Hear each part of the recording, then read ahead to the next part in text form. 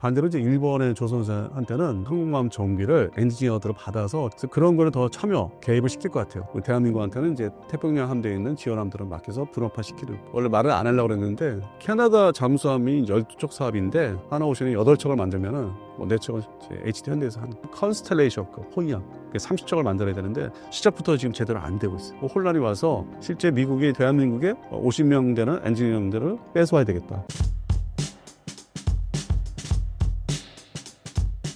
한국 조선소의 미 해군 군함 MRO 작업이 성공적으로 마쳤다고 들었습니다. 이에 대한 미국의 반응은 어떤가요?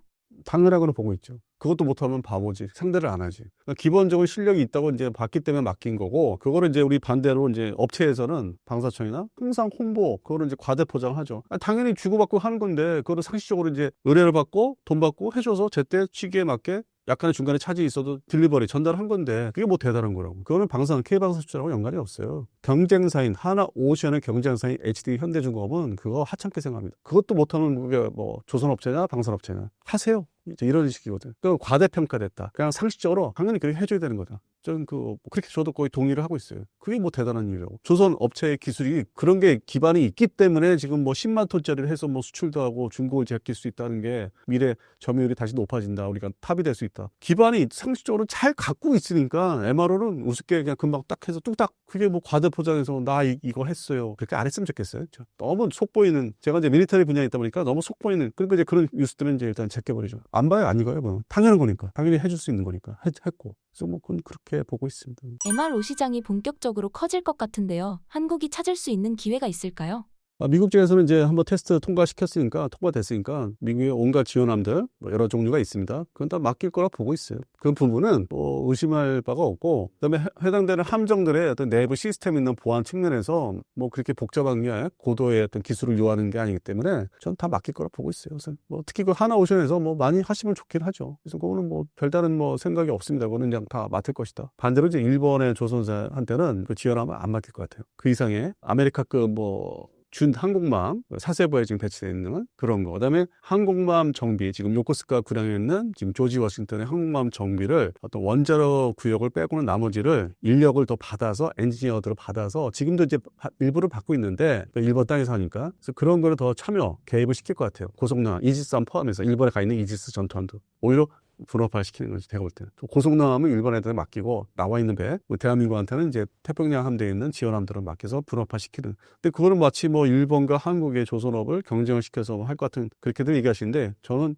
개인적으로 그렇게 안 보고 있습니다. 분업화 시킬 것 같아요. 미국이 6.25 전쟁 이후, 태평양 전쟁과 6.25 전쟁 이후 조직적으로 일본 자위대를 창설을 시키게 만들고, 10년 단위로 고성능 무기를 단계적으로 줍니다. 뭐 잠수함, 미사일 발사하면 50년대 말, 60년대, 70년대는 이제 헬기 호위함 2대 실을 수 있는 거, 80년대 이지스함을 한번 갖게 할까, 90년대 공고급, 10년 단위로 미국이 그걸 유도하고 주도를 합니다. 일본은 잘 따로 주고 있었고, 그래서 미국이 일본을 그러면서 믿죠. 원자폭탄 두 발 매긴 이후로 내 말 잘 듣는. 그게 틀려요. 미일 관계는. 우리하고는 틀려요. 우리는 모든 게 혼재돼 있잖아요. 우리나라 대한민국은. 일부 사람들은 피해의식도 아직도 있는 것 같고, 어떤 계층이나 뭐 그 성향이, 그래서 일부랑은 틀려요. 그래서 일본을 믿죠, 미국이. 그래서 저는 그 조선 관련된 것도 그렇게 보고 있어요. 좀 불합화 시킬 거로 본다. 하나오션과 HD 현대중공업이 캐나다, 사우디아라비아, 폴란드에서 수출 기회를 엿보고 있습니다. 현재 상황을 전달해 주신다면요? 뭐 최신 소식을 이제 말씀을 드리겠습니다. 제가 이거 원래 말을 안 하려고 그랬는데, 제가 뭐 고정 출연하는 데서 얘기를 안 하려고 그랬는데, 이제 시점이 뭐 취재라기보다는 이제 뭐 면담을 통해서 들은 얘기는 캐나다 잠수함이 12쪽 사업인데, 이거는 뭐 밖에서 보시는 것과 달리 그 원팀이라는 거 있어요. 원팀이 좀 구성된 건 아니고 뭐 정식화된 건 아닌데, 그건 방사청이 강요에 의해서 만든 거기 때문에 업체가 자발적으로 한 게 아닙니다. 방사청이 강요에 의해서 한 거예요. 그 특정 그 사업부들이 지들이 실적을 보여주기 위해서 국민들한테, 항상 실적에 죽고 사는 사람들이니까 승진도 해야 되고 자리도 오래 보존을 해야 되니까, 그러다 보니까 하나오션이 잠수함 일단 잘 만들잖아요. 그건 다 인정하잖아요. 그리고 이제 중간에 이명박 정부 때 이제 214급에 대해서 좀 혼란스러운 게 있었고, 그때 뭐 그걸로 인해서 과정으로 인해서 뭐 일반적으로 얘기하기는 그래도 잠수함은 하나오션이야. 그래서 이제 그거를 HD 현대에서도 이제 인정을 이제 어느 일정 부분 인정하니까, 그래야만 자기들도 또 반대급부를 또 뭐 받을 수 있으니까.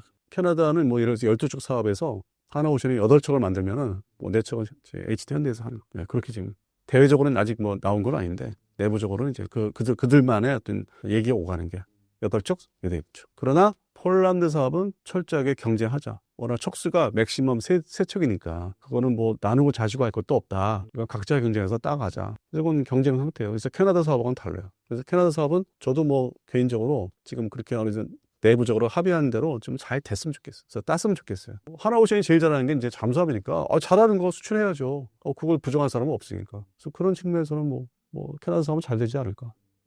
한국 잠수함의 경쟁력은 어느 정도인가요? 이게 이제 세 가지 종류의 이제 사업을 이제 하나오션 옛날에 대우 DSM이죠. 중심으로 이제 이루어졌는데 뭐 35년 전부터 정확히 209는 1단계 면허 생산 말 그대로 이제 독일제 하데베제 하데베사죠. 두 번째 214 참 시끄러웠어요. 그것도 지금의 KDDX처럼. 그다음에 새로운 이제 추진기관 방식이기 때문에 그래서 혼란이 있었기 때문에 기술이 제대로 정착이 그때 뭐 못 됐어요.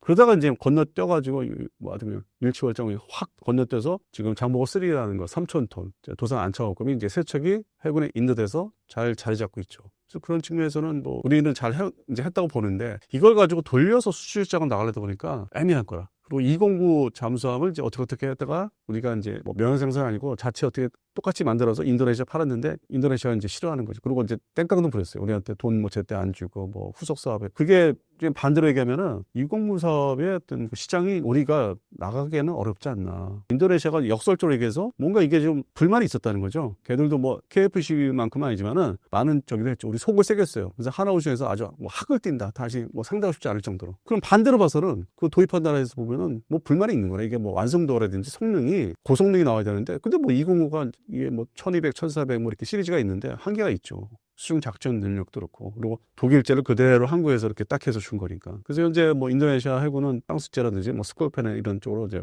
다 방향을 바꿨어요. 좀 더 고성능으로. 더 이상 우리 거를 이제 거래를 안 하고 우리도 아예 안 한다. 서로 질리기 시기니까. 공교롭게 좀 안타까운 사고가 인도네시아 해군이 먼저 독일제 2척을 동형 같은 그 잠수함을 먼저 옛날에 도입했다가 우리한테 오버홀 정비를 시켜봤거든. 맡겨서 가져갔어요. 근데 공교롭게 우연치 않게 한 척이 침몰해서 다 죽었어. 그게 겹친 거예요. 그 과정에. 209 세척 우리가 만들어서 준 거하고 우리한테 창정비해서 가져간 게 또 한 척이 침몰하고 그게 다 맞물리면서 그 시장이 애매하게 됐어요. 대한민국이. 근데 또 214를 면허 생산했으니까 뭐 1800톤에 대한 기술이 있지 않겠나.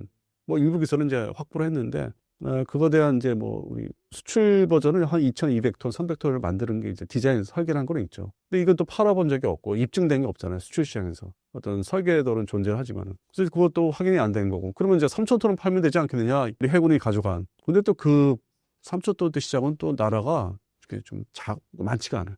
있긴 있어도 그렇게 많지 않아요. 그리고 기본적으로 수직 발사관을 가지고 있어요. 6개. 해당되는 도입국들은 그건 과도한 화력이다 이거지. 미사일 싣고 다니는 게. 그리고 비싸고, 그러니까 운영 유지 관리도 어렵다고. 그래서 우리는 해당되는 도입 그러니까 예정국은 좀 그걸 줄여달라. 요구할 수 있잖아요. 그래서 그런 이제 설계 문제가 이제 뭐 타협을 하고 줄이다 보면은 새로운 이제 시장에 도전하는 거예요, 이게. 뭐 전투기는 이미 이제 FA50을 통해서 넘어섰는데 이제서부터 시작 아닌가. 근데 이제 그 과정에 이제 캐나다가 등장한 거죠. 뭐 원팀을 해서 8척, 4척을 한다고 하는데 캐나다가 이제 원하는 이제 잠수함을 만들어 주려면은 좀 그것도 어떤 좀 우여곡절이 있지 않을까. 앞으로 좀 기다리고 있지 않을까. 수주를 하면은 아주 뭐 매끄럽게 그게 진행되지는 않을 것 같아요. 여러 가지 뭐 절충 이렇게 해야 되고 조정해야 되고 하다 보면은 이제부터 잠수함 본격적인 수출은 이제부터 시작 아닌가. 그게 첫 사례가 캐나다. 조심스럽게 전망하거나 접근해야 되지. 야, 이게 모든 게 됩니다. 내가 뭐 다 했으니까 그건 국내 얘기죠. 대한민국 해군을 상대로 했던 거고 나쁜 사례가 인도네시아가 있었고 그래서 좀 더 조심스럽게 우리가 좀 지켜보자 하는 입장입니다. 트럼프 압박에 맞설 카드로 핵잠수함이 거론되고 있습니다. 핵잠수함 보유 가능성 어떻게 보시나요? 그건 정치적으로 이제 학자들 중심으로 자기들의 입지, 나중에 정계 진출, 아니면 관직, 장관 자리, 뭐 차관 자리 노리면서 하는 경우가 많고요. 과도하게. 뭐 제 주변에도 있는데, 진짜 지긋지긋해요. 핵잠수함. 왜냐면은, 디펜스 타임즈에서는 당장은, 근데 물론 해군도 그렇게 하고 있어요. 시대적으로는, 방사청도, 그 해당 부서는. 장보고 3의 배치 1, 이제 끝났죠. 지금 배치 2가 이제 조만간 다 배가 나옵니다. 세 척인데. 그러면 배치 3, 이게 9척 사업이니까, 333으로 나눠지니까 거기까지는 재래식 추진기 아니라 이제 보고 있죠. 재래식 추진기가 한 3,000톤, 그러니까 3,000톤, 뭐 3,400톤, 뭐 3,800톤 이렇게 조금씩 늘리는 거예요. 333이. 그럼 사실상 만재배설하면 4,000톤이 넘어가겠죠. 뭐 배치 2부터는. 그럼 이제 한반도 해요. 서해안은 뭐 209 같은 214가 작전을 하면은 이 동해안에서 이 9척이 이제 주력이 이제 작전을 하면은 충분히 북한의 지금 잠수함이 멈춰 있는 뭐 핵잠수함이라는데 뭐 아직 그건 뭐 SSB고 너무 과도하게도 얘기하고 자기들 입지에 따라서 뭐 정치 관련돼서 뭐 정계 진출하려고 할게 뭐 안보 분야에서 과도하게 얘기하시는데 지금의 그 장보고 3 배치 1, 2, 3 가지고 당장 급한 대로 추적 감시가 된다는 거예요. 그 수중 물속에 들어가서 견디고 하는 게 핵잠수함 그러니까 SSBN이 아니 SSN 뭐 훗날 얘기가 되지 않을까 하긴 할 건데 우리가 인생을 지금 뭐 최근에 이렇게 시간이 흘러오듯이 뭐 35년 저 지났다고 하지만은 뭐 그 정도의 시간이 뭐 최소한 한 20년 지나야 되지 않을까. 당장 미국에서 그걸 허용할 것 같지는 않아요. 왜냐면은 이게 물려 있잖아요. 핵무기, 핵탄두를 갖고 있는 나라에 딱 비례해 보면은 그 중에서 이스라엘과 파키스탄은 핵잠수함 없습니다. 핵무기는 있는데 반면에 이제 인도는 가졌죠. 어떻게 했어? 러시아 기술 어떻게 비공식으로 받아가지고 이것도 이제 인도거든요. 그다음에 오커스, 호주. 이게 너무 이제 먼저 미국의 바이든 정부 때 너무 이제 포장지를 많이 해서 그렇게 던져놓으면 중국이 이제 쫄 줄 알고 근데 실제로 그게 배가 잠수함이 나오려면 뭐 가동되려면 뭐 2050년 어른나 되게 비현실적이잖아요. 그러니까 호주 국방부나 해군에서 이건 너무 비현실적이다. 당장 전쟁이 이렇게 중국 남중국 이렇게 날 수 있는데 그 대응 전력은 현재 보유하고 있는 콜린스 가지고는 이제 더 이상 안 되니까 급한 대로 재래식 잠수함은 빨리 사자. 저건 먼 훗날 얘기다. 그런 경우라는 거죠. 한국도. 지금의 사업에 충실해야지 뭐 건너뛰어가지고 어떤 분들 뭐 제가 아는 분들은 자꾸 뭐 그걸 부채질해서 자기 어떤 주장에 관철을 내가 이게 말이 맞잖아 이런 식으로 이제 자기는 인정받거나 아니면 뒤로 뭔가 자기 진출하려고 하는 그 용도에 지금 대한민국에서 이건 이제 핵잠수함, 원자력 추진 잠수함 얘기했죠. 뭐 핵탄두 얘기했잖아요. 그랬다가 좀 더 심하게 욕심에 얘기했다가 어떤 분 지금 공격받고 있잖아. 혼자 말 너무 과도하게 해서 학자 박사님이에요. 유명 그러니까 기사에 다 나왔어요. 그렇게 부작용이 나잖아요. 뭐 과도한 거지 지금. 기껏해야 미국이 지금 생각하는 거는 전술핵 무기를 한반도에 수시로 왔다 갔다 할까? 뭐 괌을 중심으로 그 정도인데 현실은. 그래서 대한민국의 원자력 추진 SSN은 언젠가는 하겠지만은 지금이 아닌 우리 대한민국 전투기 엔진, 국산 엔진이 나오듯이 뭐 2040년에서 50년 사이에 뭔가 구체화되지 않을까. 지금은 아니라는. 그래서 좀 길게 봐야 된다는 얘기야. 하지 말자가 아니라 좀 길게 봐야 되고 그 전에 어떤 동해안 북한 잠수함 추적과 그 수역 관리, 해역 관리는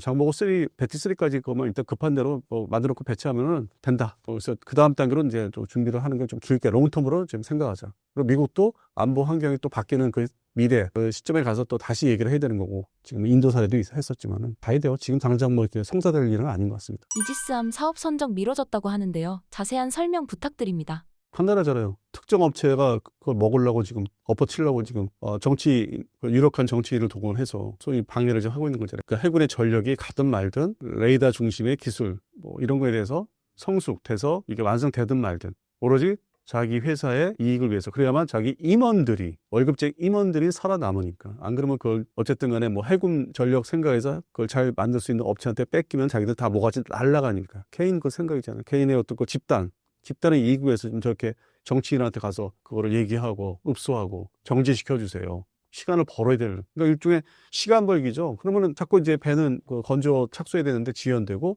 해당되는 이제 그 사업의 협력업체들은 이제 다 이제 뭐 딴 일을 해야 되고 다 뿔뿔이 흩어져야 되고 그다음에 이제 그 다음이 기다리고 있어요. 그거는 이제 특정 업체가 그렇게 하는 거는 내가 알겠고 이해는 하겠는데 왜 이익을 위해서 그러면 이제 그 다음 게 또 기다리고 있습니다. 그때는 어떻게 할 건지 그 다음 국면 전환이 있을 거예요. 이거 가지고 KDDX 가지고 해군 전력은 뭐 이것만 믿고 있을 수는 없기 때문에.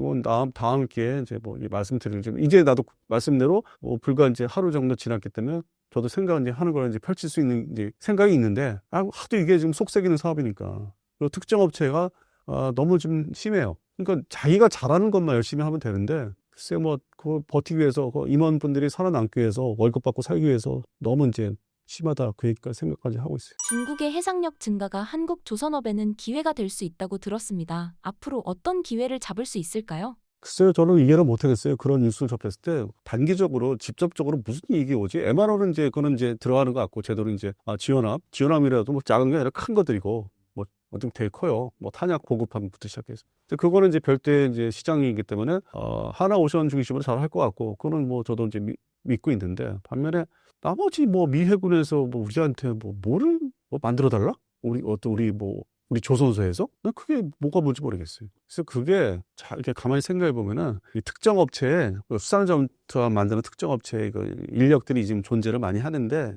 그 인력들을 지금 빼가서 빌려가겠다는 거거든요. 그래서 미국의 본토에 있는 조선소에서 야, 빨리 와! 와가지고 이제 자기네 그 기술진들하고 그 건조하는 수상 전투함 같이 묶어가지고 뭐 조인트 벤처 형식으로 하든지 묶어서 빨리 만들게 하겠다. 동시에 배를 건조로 동시에 만들게 하겠다. 그러면 그 대상이 뭐겠어요? 대상은 사람들 잘 얘기 안 하는데 뭐 툭하면 그냥 이지스함 하는데 이지스함은 종류가 몇 가지가 있지 않습니까? 밀리터리계에서는 아시는데 다들 중국에 이제 뭐 052D 그러니까 055는 이제 큰 거고 중국의 이지스함인데 055는 큰 거고 052D형 좀 더 이렇게 축소한 그거를 앞으로 대량 생산해야 된다. 미국을 완전히 쫓아내기 위해서. 그러면 좀 미국도 또 거기에 맞서야 되잖아요. 그래서 이제 뭐 착수를 이제 했다가 지금 멈춰 있는 컨스텔레이션 호위함 30척을 만들어야 되는데 시작부터 지금 제대로 안 되고 있어요. 이게 흔하게 얘기하는 조선소 문제, 뭐 인력 문제, 뭐 기술력 문제. 그래서 그게 지금 막 버무려져 갖고 혼란이 와서 실제 미국의 최종 답을 이제 답안지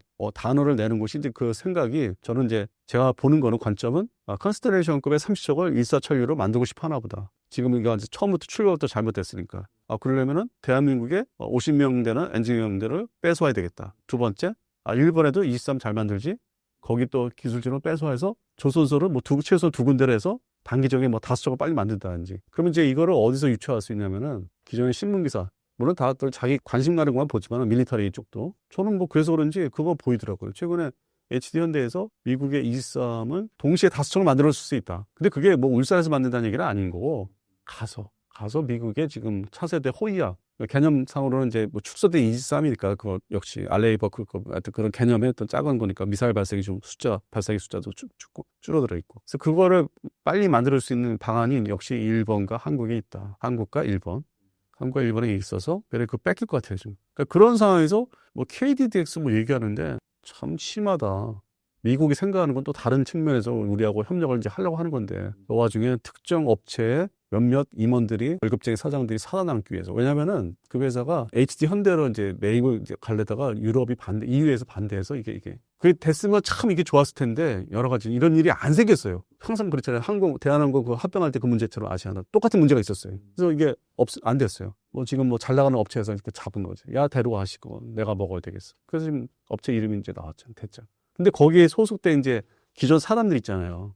운영하는 이제 뭐 간부들. 물론 이제 뭐 해군에서 데려온 고문들도 있지만은 그런 사람들 중심으로 이제 살아남아야 되니까 새로운 회장과 부회장한테 뭔가 보여야 되잖아. 이렇게 잘하고 있다고. 그래서 그런 게 이제 내재가 돼 있는 거죠. 그러니까 죽기 살기로. 말기도 그 사람들은 죽기 살기죠. 해당되는 사람들은 죽기 살기로 이제 막 페이되는 거. 보여줘야 되는 거. 조직에서. 그러다 보니까 뭐 아이씨 해군 뭐 천천히 가져가라 그래.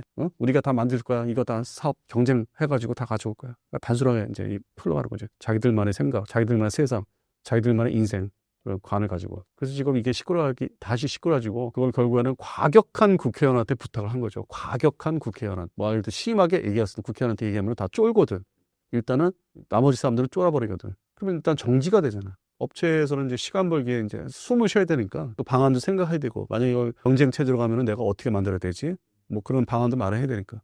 그런 용도로 지금 한 것 같습니다. 던져본 것 같아요. 그래서 껍데기만 보면은 뭐 그냥 이거 어떻게 해 그러겠지만 내부에는 이제 그런 게 항상 이 국방 획득 사업이 항상 그런 싸움들 뭐 자기만 먹고 살아야 되는 그러다가 어떻게 흘러왔어요. 어떻게 뭐 다 전차도 만들고 뭐 전투 어떻게 보면 그 와중에 그 논란들이 각 사업마다 다 있었거든.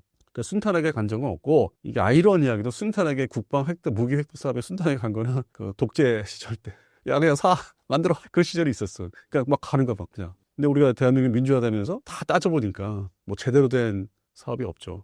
예를 들어서 아파치 가디언 지금 뭐 있지 않습니까? 우리 서른이었을 때. 원래는 육군에서는 1990년대 중반에 확보를 이제 사오려고 했는데 그게 또 이제 그 여러 가지 얽혀가지고 그 시절에도 90년대이고 아파치 A형에 사겠습니다 했다가 안 되니까 D형으로 넘어가요.